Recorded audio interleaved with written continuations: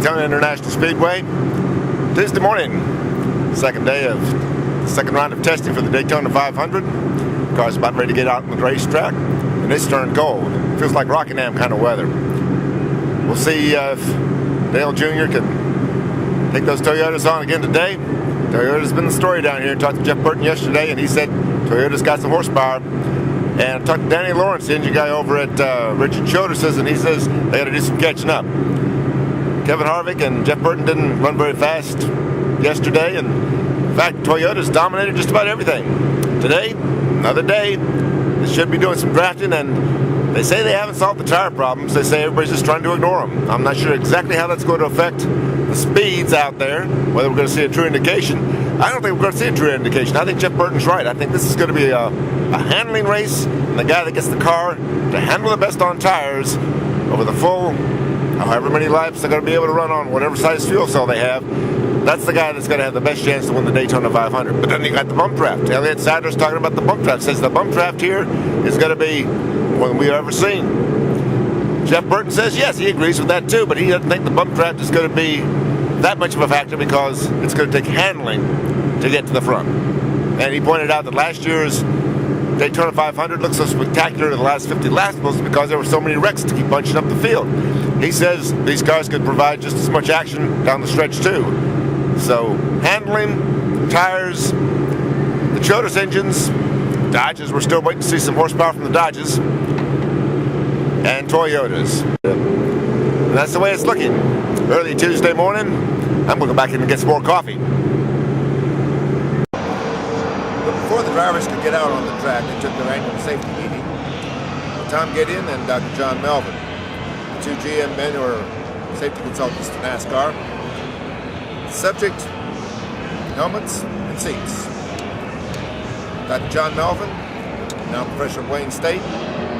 Concussions, I think, is probably the last remaining barrier for you guys to deal with in terms of safety. The cars are amazingly safe. Yeah, everybody says that, then knocks on wood, because there's still some types of crashes that can still be devastating. Car-to-car T-bone, although the car today, I guess they must call it now, the new cars are much better at side impact, but that's still a big worry. That's a hard one to handle. And if a car flies and hits things upside down, there are problems. You know, I mean, there's still concussion we'd like to get rid of because, as you know from football, repeated concussions will eventually it gets easier and easier to have a concussion, and it will impair your ability to be a race car driver, because the biggest thing a race car driver has, the most important part of his body, is his brain. They have to think a lot at those speeds they run and the decisions they make. So we'd like to avoid that. We don't know exactly what causes concussion. That's still a mystery, but we have a pretty good idea that we've minimized it with the padding and the head neck restraints, because it seems that if the head rotates violently, it's more likely to be concussed than if it just goes. Some of the things they're doing with the ear accelerometers to try and understand what's going on in Indy cars, they're not very successful because they don't really measure what we want to measure. And the FIA in Formula One is looking at that problem. We've done some testing for them. They're trying to develop an accelerometer that will actually fit down the ear canal. It turns out these accelerometers are outside the head, and they move around too much. We think if we can make the accelerometer small enough and they get it down the ear canal comfortably, then you're sort of surrounded by bone, and that will give you a much better reading.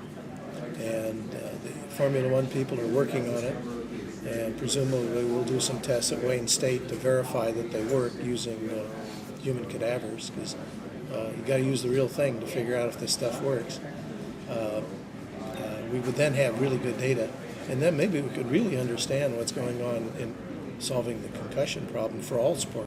What could you do to get a baseline for, say, somebody like Kyle Busch, who's young and presumably hasn't hit the wall that many times, and be able to follow him through his career? Well, that's an interesting aspect of this. There is a program, it's a neuropsych program called IMPACT.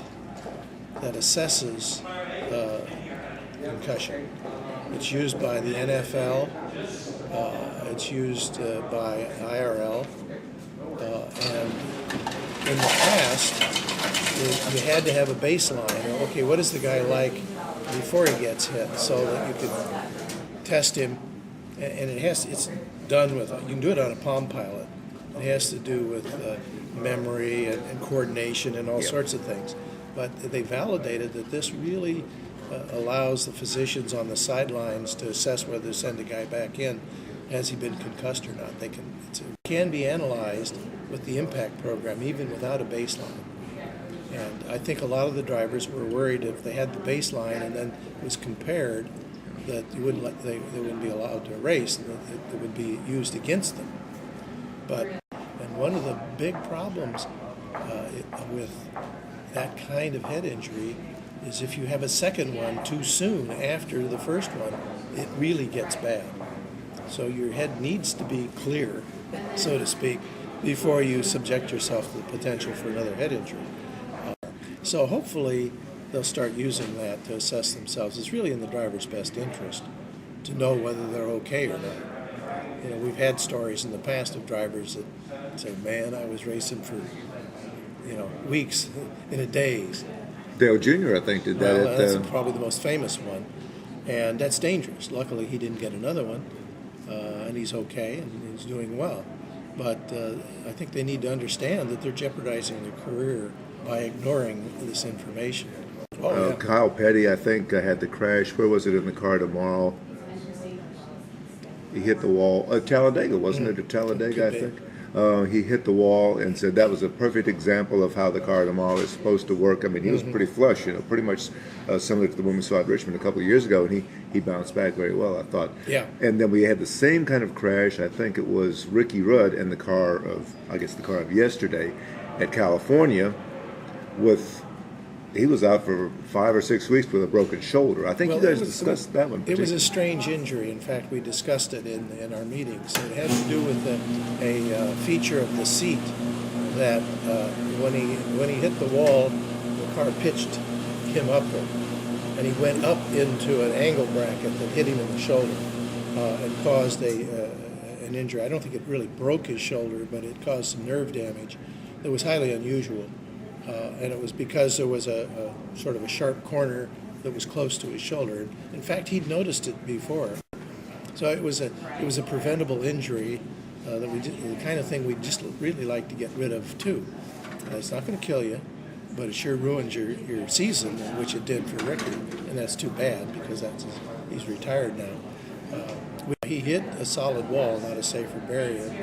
There's some discussion about whether it would have been different with a safer barrier. Certainly the G's would have been lower, but the pitching motion may have occurred. Some good words from John Melvin about the safety aspects of the NASCAR cars these days, especially the car tomorrow, which is not the car today. At Daytona, where Dale Earnhardt Sr. died in 2001. Round 2 of the Daytona 500 testing session. We're out there drafting right now. Tomorrow morning, then head home. Analyze the data, then head out to California, Las Vegas, for some crucial testing of the car tomorrow at the mid-size tracks, which could be even tougher on tires than this place is probably going to be. The guy who handled the Toyotas today, Jr. He's on top of the charts in the morning. Now they're drafting. He looks pretty tough. I think the 500 is shaping up.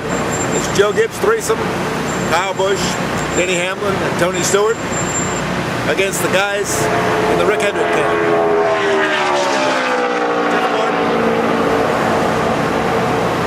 Casey Mears and Dale Earnhardt Jr.